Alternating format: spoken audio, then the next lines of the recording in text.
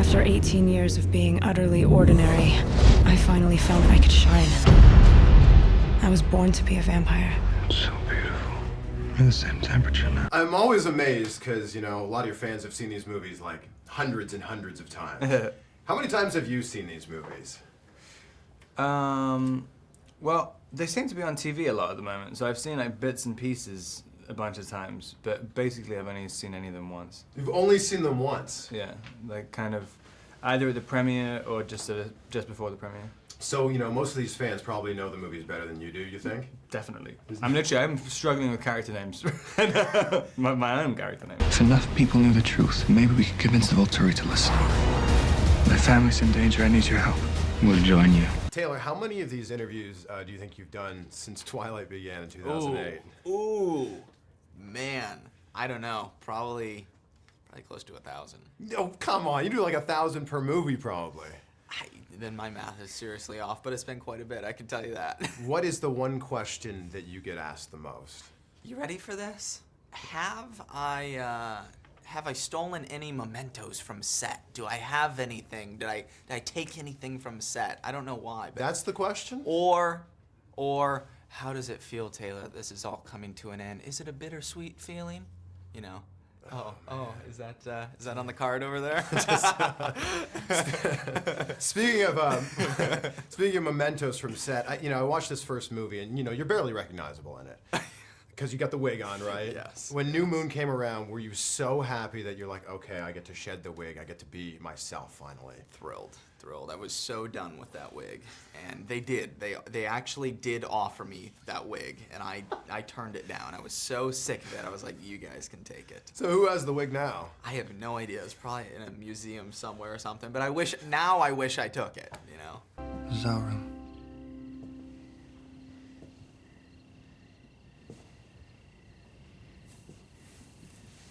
Vampires don't sleep. It's not intended for sleep. Bella's changed so much over these 5 movies. And I want to ask you, as Kristen, which version of Bella do you relate to the most? I have to cop out of this one and say just a bit of both. I think that, Bella, because of the very strange circumstances that she finds herself in, she does something that is not entirely common in everyone's life. Is she grows up very much, it happens quite quickly. She lives a really long period of time in a very short few years. And, Sure. I don't know, I think that more than just being this strong, fast, sleek vampire Cullen woman, she really is a very realized version of her human self. It's if you were to take all of the fantasy elements away, I think that she's just sort of kind of grown up overnight, and it was fun to play. It was fun to play her as a human and then a vampire. It was nice to have both worlds. Now that it's over, are you okay with leaving Bella behind? Yeah, done with her. It's been 5 years later. See ya. Yeah. No, I absolutely. I luckily don't feel like I do have to leave her behind. That's good. Yeah, that's why I'm drawn to most every project I've ever done, is that you get something from it. Is you read something, you're provoked on some level, and then you're like kind of surprised by it. And so making the movie is realizing why something moved you, and so the experience never leaves you. I'll have it forever. This is my daughter. The Volturi think Renesmee is an immortal child. She was born, not bitten. She grows every single day. Your character has grown so much since the first movie, and we've seen so much evolution with the character. In this one, you're a father. Is there any moment during this movie when you're there with your daughter and you're going, man, I would either be a great parent or I would be just a terrible parent? There was a couple of moments thinking when we were working with the newborns that if I was not in a movie right now, I would probably get my child taken away from me. When they're putting wigs on it and putting some strawberry jam and cream cheese all over its head to kind of look like afterbirth. And I was like, how is this legal? I'm gonna get arrested already. There's gonna be a raid on the studio. There was it's funny, I try not to bring this up, but there was a swear jar that was to the brim. And so on that level, I would have to get it together. But it was one thing about the story that was never never difficult for me to grasp or relate to. It's funny too because everyone thinks that it's so peculiar that to play such a young mother. It's really not. I think it's just the vampire thing that makes everybody think it's really strange that she's so young. But I think you're either kind of born with that or you're not, and that was one thing that both me and Stephanie were so protective about. Is like that needs to be a constant. That needs to be. She's constantly preoccupied with that. That's like, you know, it was a fun thing to play, like a really animal, feral thing to play. Who was the worst offender of the swear jar?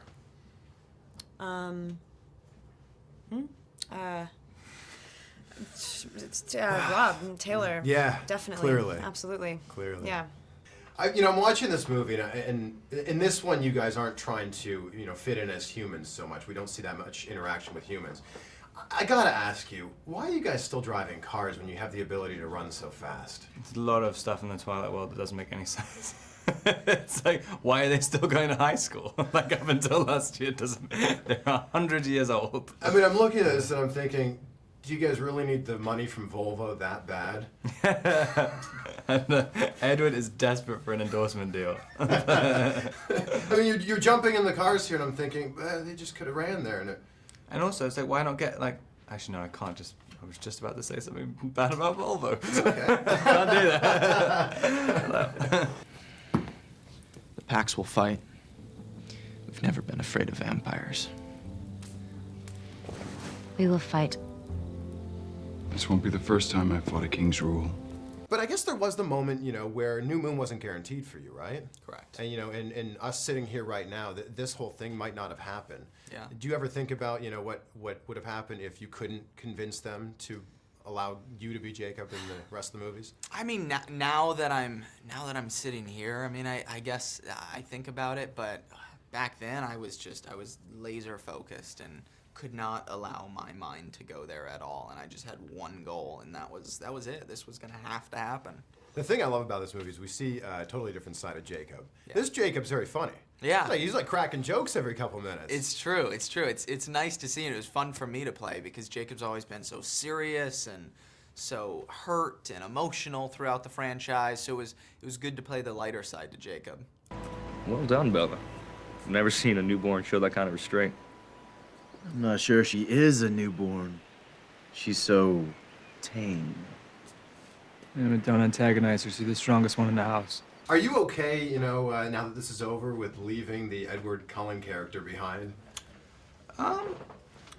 Yeah. I mean, there's a bunch... one thing, because he's still supposed to be 17, it gets a little bit uncomfortable after a while when you're thinking, God, people are gonna start to notice soon. Yeah, it's a little daunting though, just to kind of lose that security. I mean, when this started in 2008, you looked a little bit more like a 17-year-old compared to now. Yeah, even then I didn't really look 17. Welcome home! We thought you guys might like a place of your own. What do you think? I think it's perfect. Go inside.